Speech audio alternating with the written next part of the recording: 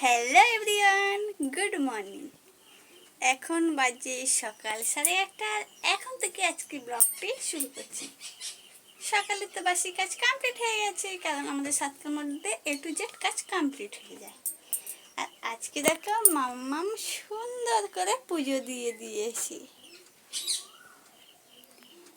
আর আগে যে পাথরটা ছিল না, মানে যেটা ঠাকুরের আসন হিসেবে দেয়া হতো, সেটা দেখো আজকে ভেঙে গিয়েছে পড়ে। তাই মাম্মা নতুন একটা আসন দিয়ে দিয়েছি।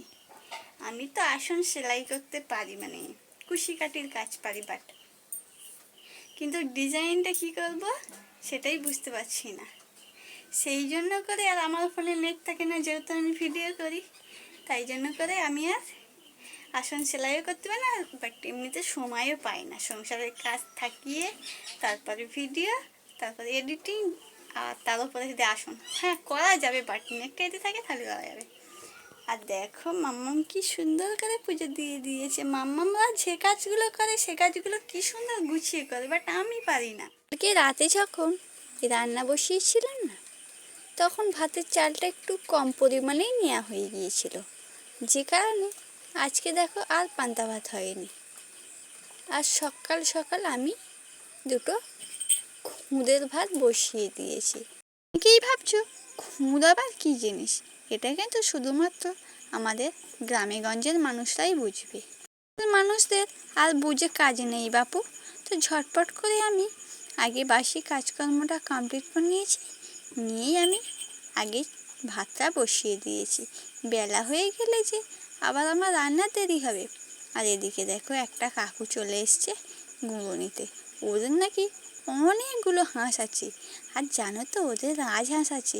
আমি ফার্স্ট টাইম আমার শ্বশুর বাড়িতে এসে রাজহাঁস দেখেছি, শুধুমাত্র শুনেই গেছি, কোনোদিন আমি চোখেই দেখিনি কিন্তু। আর দেখো ওদিকে কত গুঁড়ো লাভিয়েছে।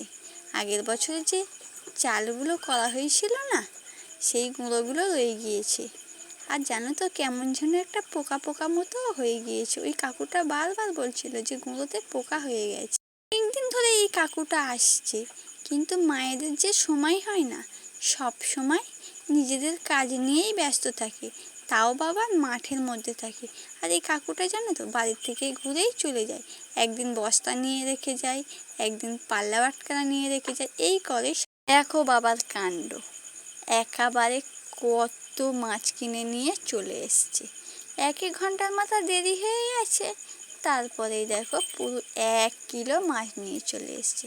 আর এই মাছটার মনে হচ্ছে পেটের ডিম হয়েছে। দেখো মাঝখানে যে মাছটা বড় মতো আছে। তো যাই হোক, মাম্মামরা আবার চলে গেছে ধান ভাঙাতে কলেতে। আগের দিনকে গিয়েছিল, কিন্তু কারেন্ট ছিল না, তাই ফিরে এসছে।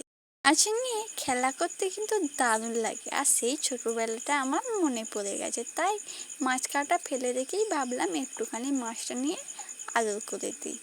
আর দেখো কতগুলো মাছ কাটা হয়ে গেছে, কিন্তু আমার বাকি আছে মাত্র 2টো। কাটতে কাটতে যে পুরো আমি বোর হয়ে গেছি, আর একটুও ভালো লাগছে না, সেই পরিমাণে গন্ধ বেরোচ্ছে। আর ওদিকে বিল্লির অবস্থা দেখেছো, মাছ খাবে বলে সমানে ডেকে যাচ্ছে ম্যাও ম্যাও করে। আচ্ছা তোমরা বলো তো, একটা মাছের কটা কানকো হয়? সরি, ফুলকা। ও যে শুধুমাত্র ফুলকাটাই খায়, আর কিছুই খায় না। আর ওই মাছ কাটছি আর দিচ্ছি, আর ও খেয়েই যাচ্ছে। ফাইনালি আমি সমস্ত রকমের কাজ কমপ্লিট করে চলে গিয়েছিলাম স্নানে। আর দেখো আজকে সুন্দর করে একটু শ্যাম্পু করেও নিয়েছি।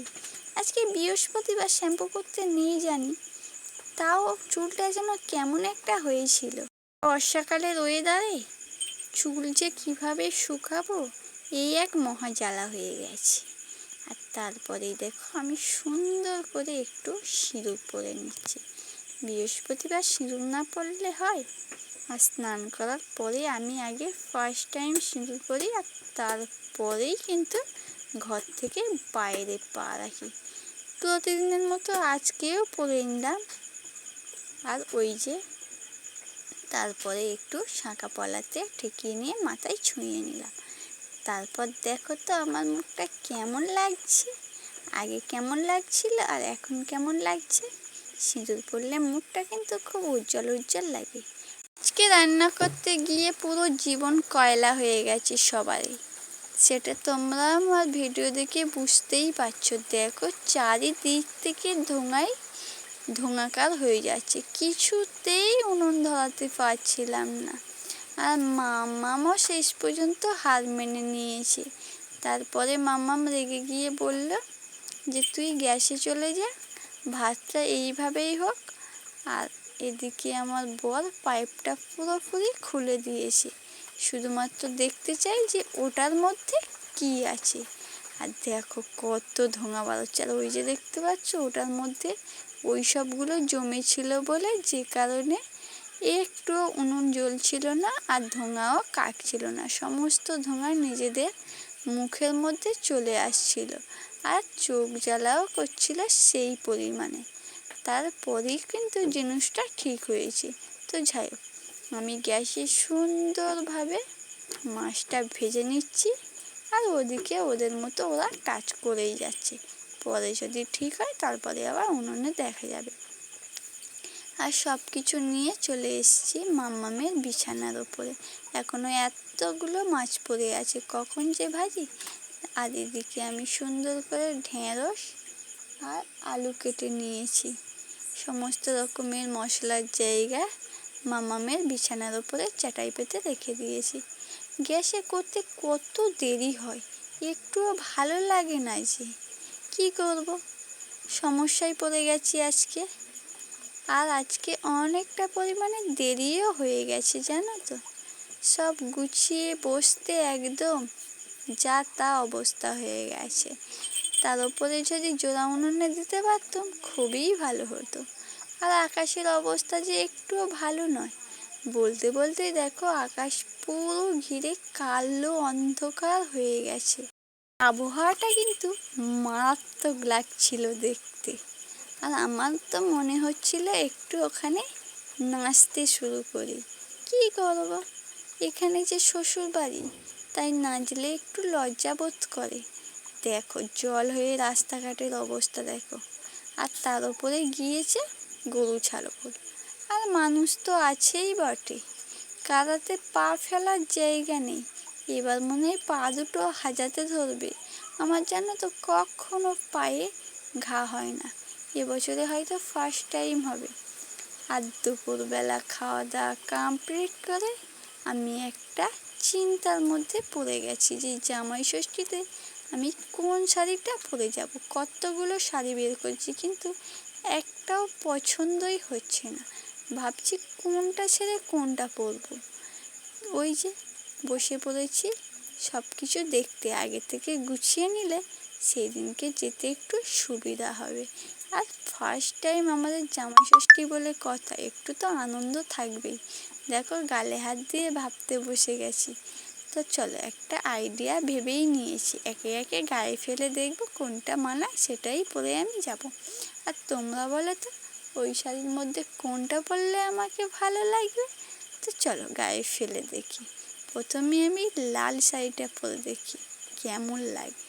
এটা কিন্তু আমার বিয়ের শাড়ি, বিয়ের বেনারসি পরে কেউ কি জামাই ষষ্ঠীতে যায়? তো চলো আর একটা দেখা যাক কেমন লাগে। শাড়িটা পরলে কিন্তু পুরো লাল পরীদের মতো হয়ে যাব। আর এই শাড়িটা দেখো তো আমার গায়ে কেমন মানাচ্ছে। এটা হলো আমার বউ ভাতের শাড়ি। কেমন লাগছে একটু কমেন্টে জানিও। যাই হোক, গরিব ঘরের মানুষ, যা হয়েছে অনেক হয়েছে, এই নিয়েই আমি বেশ আছি। দেখো এটা কেমন লাগছে, এটা হলো আমার কাতান বেনারসি। এটা কিন্তু আমি বিয়ের আগেতেই কিনেছিলাম, বাট কখনো আমি পরিনি। পুরোটা লাল, আর এটা দেখো সবুজ কালার, যে কুচির ধারে, দেখতে কিন্তু বেশ লাগছে। আর এই শাড়িটাও ভালো লাগছে, এবার ভাঁজ ভাঙেনি। দেখা যাক কি হয়, কোনটা পরি। তো তোমরা একটু কমেন্টে বলো কোনটা পরলে ভালো লাগবে। তো আজকের ব্লগটা এই পর্যন্ত, দেখা হচ্ছে নেক্সট ব্লগে। ততক্ষণের জন্য সবাই ভালো থেকো, সুস্থ থেকো।